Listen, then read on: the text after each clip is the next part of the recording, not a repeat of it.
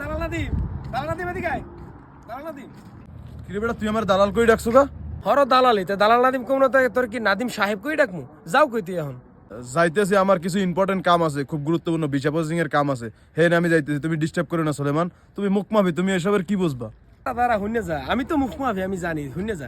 আচ্ছা ভালো কথা, তুই যে বিষয়গুলো দেছো, এই বিষয়গুলো কি বিষয়, মানে এই বিষয়ের পেশা কি? বিষয় হচ্ছে লোড আনলোডের, এত কিছু জানি না তোর তো কোনো লাভ নাই। তা দালাল নাদিম সাহেব, আপনি যে লোড আনলোডের বিষয়গুলো দিচ্ছেন, কি লোড আনলোড করাইবেন আমি একটু জানতে পারি দালাল নাদিম সাহেব? তুই কিন্তু আবার আমার দালাল নাদিমকে অপমান করতে আছো। আমি হ্যাঁ করে কইছি আমার বিশাল এক তরমুজ খেত আছে, বুঝছস? এই তরমুজ খেতে ভালো ফলন হয়েছে, সেগুলো লোড আনলোডের কথা কইয়া হ্যাঁ করে আনতেছি আমি। ও আচ্ছা নাদিম সাহেব, সরি দালাল নাদিম সাহেব, আপনি নিশ্চিন্তে থাকেন, আমি সবার ফোন নাম্বার কালেক্ট করবো এবং তাদেরকে ফোন দিয়ে বলবো যে যারা যারা এই লোড আনলোডের বিষয়ে আসতেছেন আপনারা যেন একটু বেশি সতর্ক থাকেন, একটু ভালোভাবে খোঁজ খবর নিয়ে যেন আসেন, যেন নাদিমের মতো এরকম নাদিম দালালের মতো মানুষ যেন না ধরে আসেন, সেই বিষয়ে আমি তাদেরকে জানাই দেবো। আমি এখনই তাদেরকে ফোন দিয়ে বলবো নাদিম সাহেব, সরি দালাল নাদিম সাহেব। সুলেমান, তোমার কি আমি সাদে মুখ মাফি কই?